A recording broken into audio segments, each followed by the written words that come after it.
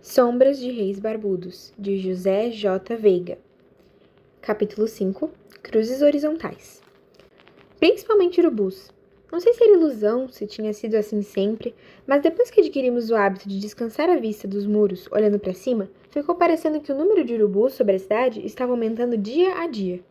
E urubu não sendo um bicho que tenha ficado famoso por levar alegria aos lugares que escolhe para se reunir, as pessoas forçosamente se lembravam das muitas lendas que os acompanhavam e ficavam apreensivas com a preferência. Por que acharam eles de se concentrar logo aqui? Estariam prevendo algum acontecimento proveitoso para eles e naturalmente prejudicial para nós? Urubu de vigília, luto na família. Urubu no telhado, choro dobrado. Diziam com a careta correspondente os que se guiavam por ditados. Os urubus ainda não estavam em nossos telhados, mas a sombra deles estavam.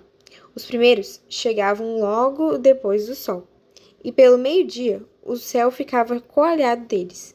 As sombras caindo vertical nas ruas, nos muros, nos gramados, em toda parte aquelas cruzes negras volteando sobre nossas cabeças. Na esperança de descobrir as intenções deles, e muito também por passatempo, passamos a observá-los sistematicamente. Quem tinha recursos comprava lunetas, binóculos, o que encontrasse nas lojas. Até telescópios de brinquedos serviam na falta de aparelhagem melhor. Quem não podia comprar nada dessas coisas, se arranjava a olho nu mesmo, ou fazendo canudos de papel. Foi uma mania que atacou o povo todo. Muita gente já se queixava de dor no pescoço de tanto ficar com a cabeça escangotada, olhando o urubu em voo.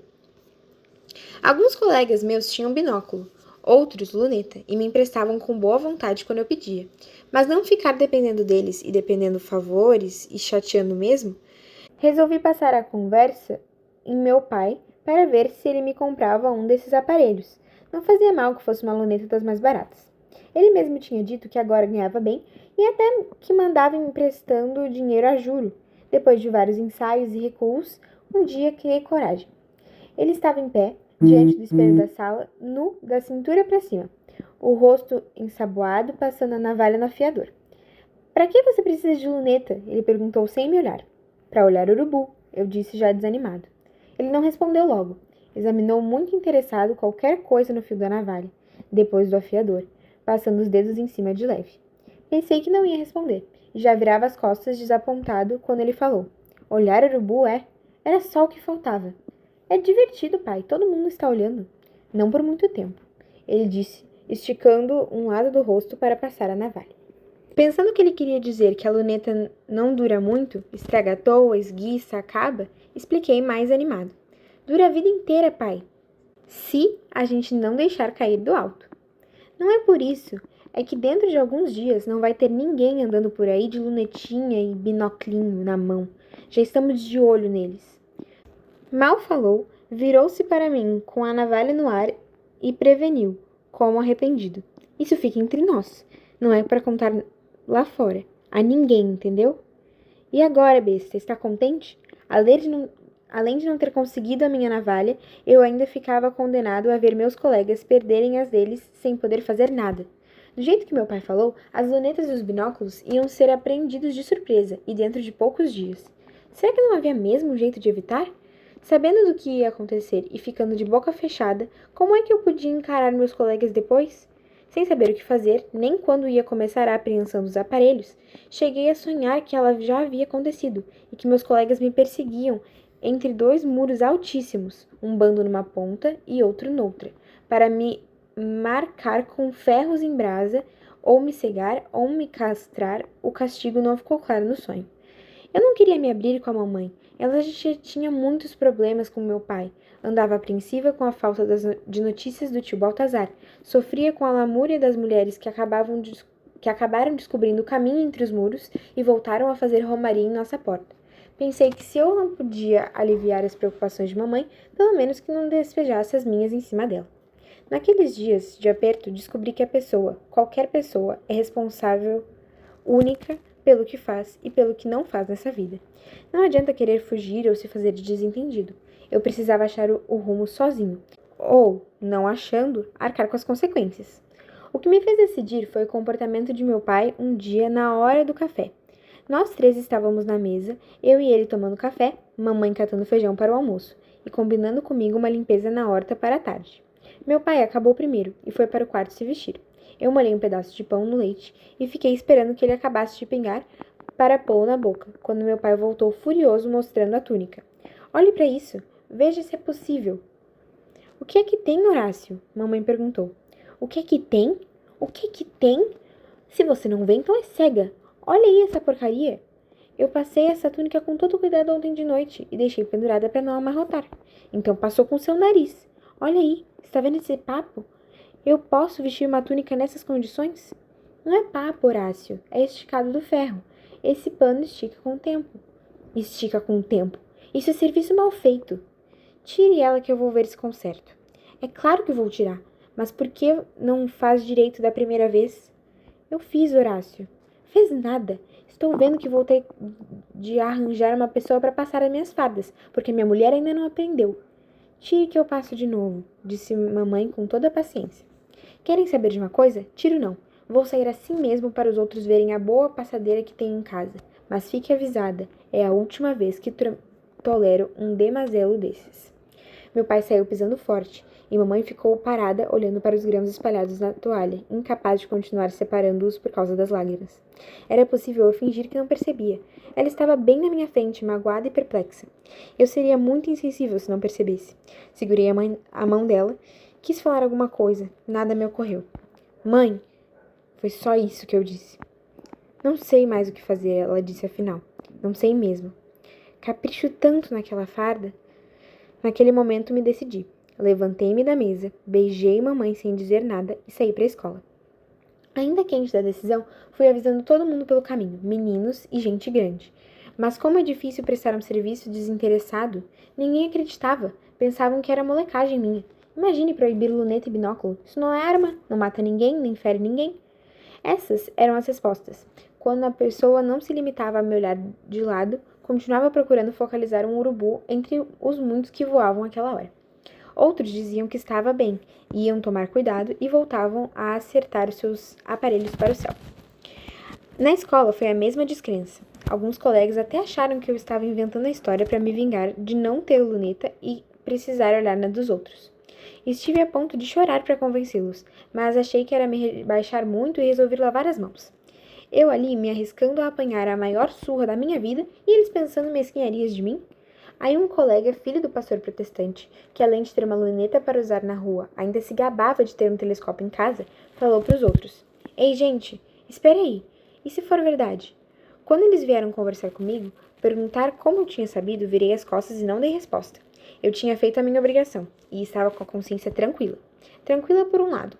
Eu não sabia o que podia acontecer com meu pai se a companhia descobrisse quem tinha dado o aviso. Eles agora estavam com a mania de fazer inquérito para tudo, mas cedo ou mais tarde descobriam. O castigo que eu imaginava e desejava era de demissão do meu pai. Assim, ele deixaria de usar a sua farda, que estava causando tanto sofrimento à mamãe. Mas vamos que o castigo fosse outro, pior. Quando pensava nessa possibilidade, eu me distraía com outras coisas. A bomba estourou logo na manhã seguinte. Eu ainda estava mornando cama, esperando mamãe chamar para o café, quando ouvi meu pai entrar pisando forte e falando alto. Imediatamente me lembrei das lunetas e fui armando a minha defesa. Eu sabia o que era que eu tinha feito e estava pronto para as consequências, mas também não ia entregar voluntariamente. Confessar era bonito, mas podia ser um desperdício. Muitas outras pessoas na companhia deviam saber do plano. Não era só o meu pai que podia ter se descuidado. Por que me apresentar como culpado logo no começo? Melhor negar por enquanto. Mas muito cuidado para não negar o que não for perguntado. Muito mentiroso é apanhado por querer pôr o carro diante dos bois. O assunto pode até ser outro, diferente. Se for o caso das lunetas, não disse nada para ninguém. Não disse porque esqueci. Esqueci porque não acreditei. Não acreditei porque achei absurdo. Luneta não é arma, não fere ninguém. Cuidado para não desmentir na frente das perguntas. E nada de afobação ao falar. Pense antes de responder. Mamãe entrou nervosa no quarto. Seu pai quer falar com você. O que você andou fazendo, Lu? Fiz nada não. O que é que ele quer? Está furioso com os escritos nos muros. Ah, escrevi nada em muro não. Não vou desmentir o que não for perguntado. Vai depressa antes que ele venha te buscar. Calce os chinelos. Entrei inocente na sala. Disse benção, pai. Ele não respondeu. Me olhou com raiva e atacou. Tem a língua grande demais, não é? Eu deveria cortar um pedaço, seu linguarudo. Sabe o bonito trabalho que você fez? Não, senhor, eu não fiz nada. Não fez nada. Foi só eu dizer que as lunetas iam ser apreendidas e você saiu correndo para contar para todo mundo. Não sei onde eu estava com a cabeça quando falei aquilo. Não posso confiar mais nem em meu próprio filho. Eu estava com medo, e o medo dele me mostrou um caminho melhor. Confessar e dividir a culpa com ele. Era uma maldade, mas ele precisava de uma lição. Fui pensando e falando devagar. Eu contei sem querer, e não foi a todo mundo. Foram os meninos da rua que vieram me fazer inveja. Fiquei com raiva e falei sem querer. E eles nem acreditaram, pensaram que era despeito. Eu não falei que ele podia não ter feito por mal? Disse a mãe, ansiosa por provar a minha inocência. Eu ia me envergonhando de vê-la tão enganada. Me lembrei do que ela sofria por causa da farda e tudo mais, e aguentei firme. Eu tinha contado de propósito, mas não por mal. Se o meu pai perdesse o emprego, nós todos íamos lucrar, até ele. Todo o fiscal da companhia já era olhado com ódio na rua.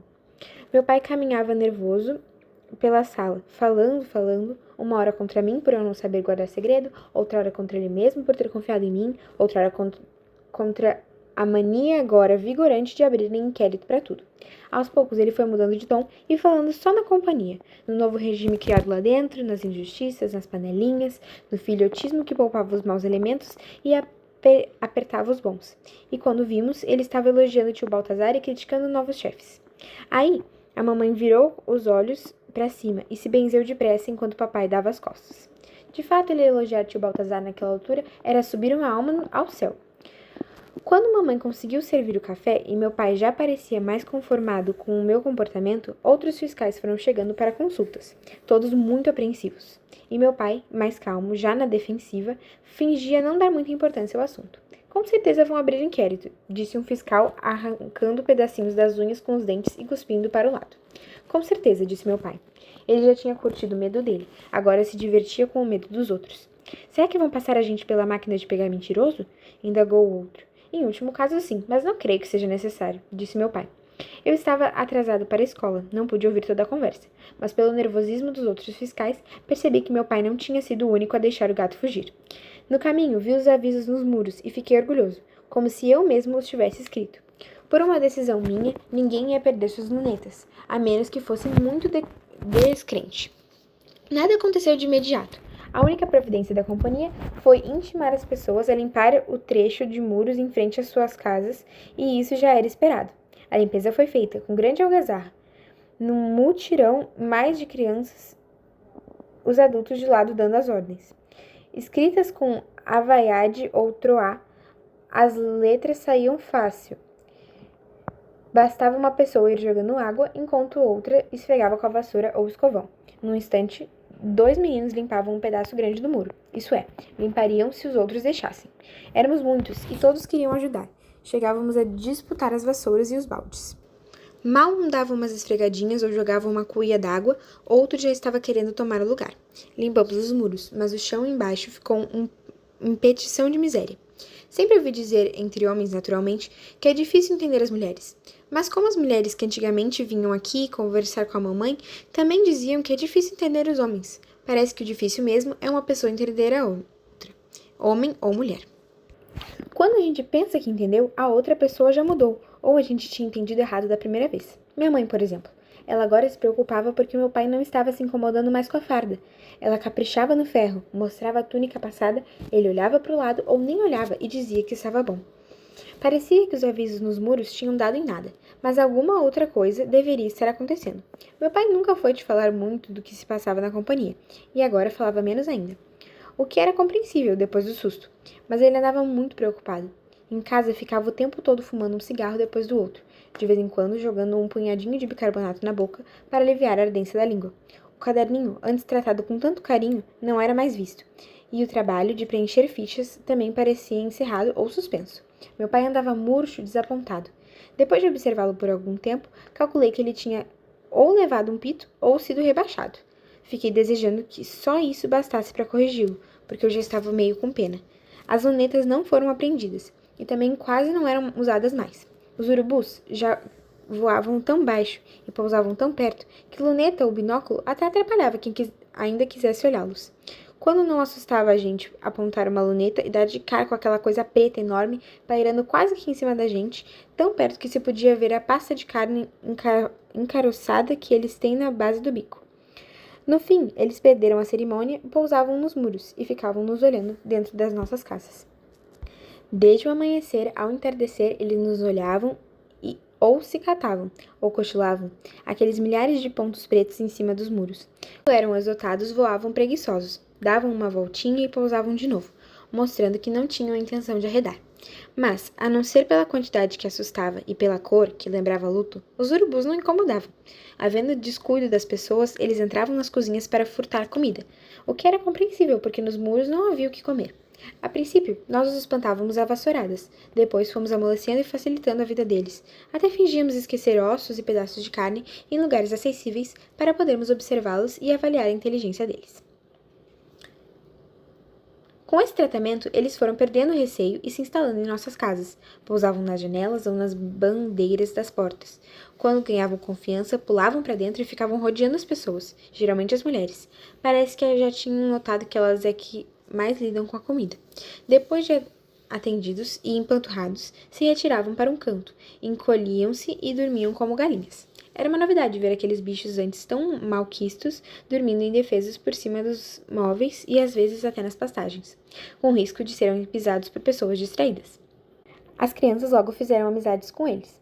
Quase todo menino, e menina também, tinha um urubu para acompanhá-lo como um cachorrinho até na rua, espontaneamente ou puxado por uma corda presa com um laço frouxo no pescoço, apenas para indicar a direção. Só a gente mais antiga ainda pensava que o urubu era uma ave maléfica, influenciadora de mortes e evitava intimidade com eles. Quando uma pessoa idosa via uma pena preta no chão, se benzia e dava a volta para não passar por cima. Mas com o tempo, todos se acostumaram a viver em intimidade com os urubus, e a cidade inteira sofreu por eles quando a companhia começou a persegui-los. Enquanto estivemos entretidos com os urubus, outras coisas andaram acontecendo na cidade. A companhia baixou novas proibições, umas inteiramente bobocas, só pelo prazer de proibir. Ninguém podia mais cuspir para cima, nem carregar água em jaca, nem tapar sol com peneira, como se todo mundo estivesse abusando dessas esquisitices. Mas outras bem irritantes, como a de pular muro para cortar caminho, tática que quase todo mundo que não sofria de reumatismo vinha adotado ultimamente, principalmente os meninos.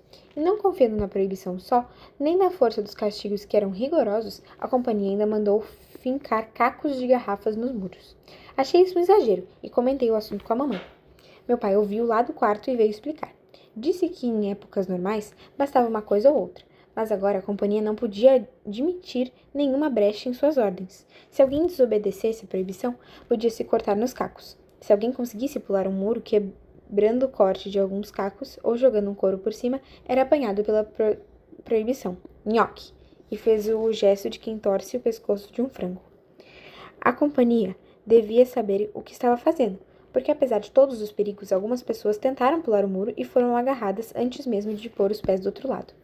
Um menino gaguinho, que sentava perto de mim na escola, teve os dedos da mão direita costurados um no outro no hospital da companhia e passava o tempo todo olhando para a mão como abobalhado.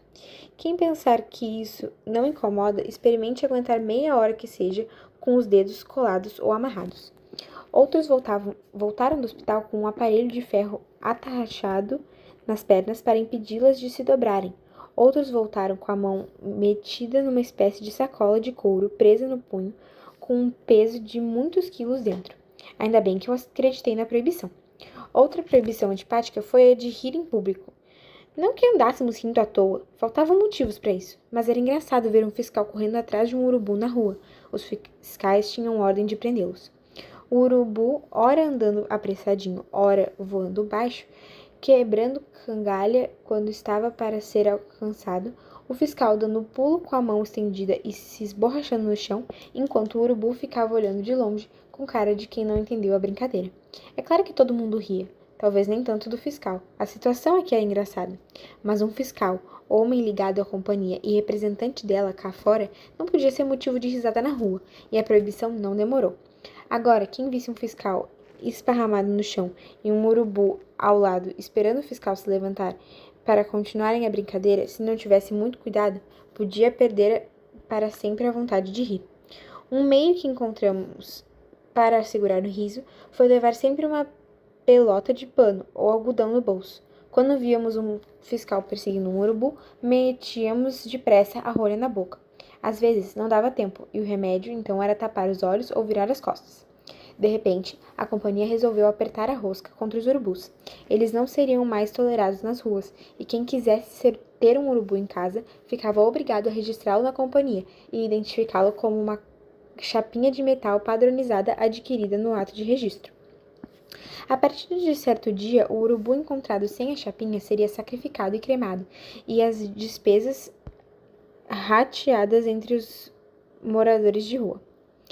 Isso criou um problema difícil para nós. Ninguém queria aparecer oficialmente como dono de um urubu, uma ave tão feia, mas eles já estavam instalados em todas as casas, felizes e amigos, já faziam parte das famílias. Seria muita maldade deixá-los morrer por falta de pagamento de uma taxa idiota.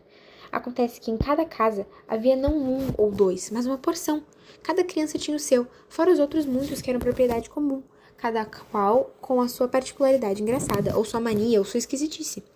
Quantos devia o dono da casa registrar? Fixado o número, quais escolher? Por que este, não aquele? Como estabelecer preferências, sabendo-se que preferir uns era condenar os outros? Sem coragem de escolher, a maioria fechou os olhos às despesas e registrou todos. Quanto aos de rua, tivemos ainda de organizar um serviço permanente de vigilância, para não deixá-los pousar nos muros, nas árvores, nos telhados porque não queríamos assistir à morte deles. A qualquer hora do dia havia uma turma de ronda batendo tambor em cada rua. Alguém descobriu que o urubu detesta tambor. Era trabalhoso, mas era um meio de salvar os bichos e também de evitar mais despesas com a cremação. Mas o nosso sentimentalismo resultou em mal para os urubus que ficaram.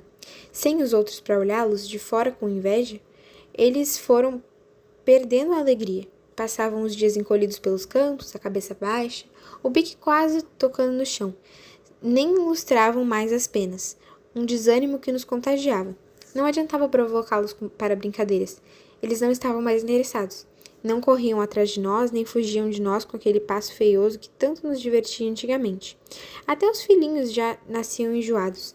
Bastava a gente chegar perto, tentando fazer amizade, e eles começavam a vomitar. Punham tudo para fora e ficavam vazios e cansadinhos. O jeito era soltá-los o quanto antes. Alguns já nem comiam. Cada um de nós levou os seus para lugares altos fora da cidade. Lá tiramos as chapinhas que eles tinham nas pernas. Os acariciamos em despedida e empurramos delicadamente para um voo. Uns bateram asas logo, por ingratidão ou conformismo. Outros relutavam, não sei se por terem esquecido a técnica ou se por apego a nós. Mas por fim, empurrados com insistência e animados pelos outros, esses também acabaram voando para longe. As chapinhas guardamos como lembrança. No fundo, já estávamos mesmo nos cansando deles. Afinal, o urubu nunca foi animal doméstico. Não canta, é feio, ajunta piolho, fede a carboneto e ainda carrega aquela sombra agorenta. Nós os adulamos porque a companhia implicou com eles. Só isso. Quando enjoamos da brincadeira, nós os empurramos porta fora. Mas o castigo veio a golpe. Foi só chegarmos em casa com a coleção de chapinhas no bolso, amarrá-las em feixe e jogá-las no canto de uma gaveta, sabendo no íntimo que dali por diante só iam ser vistas por acaso e de relance quando estivéssemos procurando outra coisa, para começarmos a sentir a presença deles na morrinha, no cheiro persistente das descargas que eles largavam quando dormiam, nos piolhos, nas penas pretas que iam aparecendo em lugares inesperados, parece que manejadas por mãos invisíveis para não deixar morrer em nós a lembrança da nossa baixeza. Os urubus ainda voavam sobre a cidade, mas bem alto, como para mostrar que eram superiores e não precisavam de nós para nada, que a amizade tinha sido um equívoco. E sem os urubus para enfeitiçá-los, de ponta a ponta, os muros voltavam à sua função de apenas separar, vedar, dificultar e pareciam até mais altos e mais odientos. Não pensamos que os urubus fossem fazer tanta falta.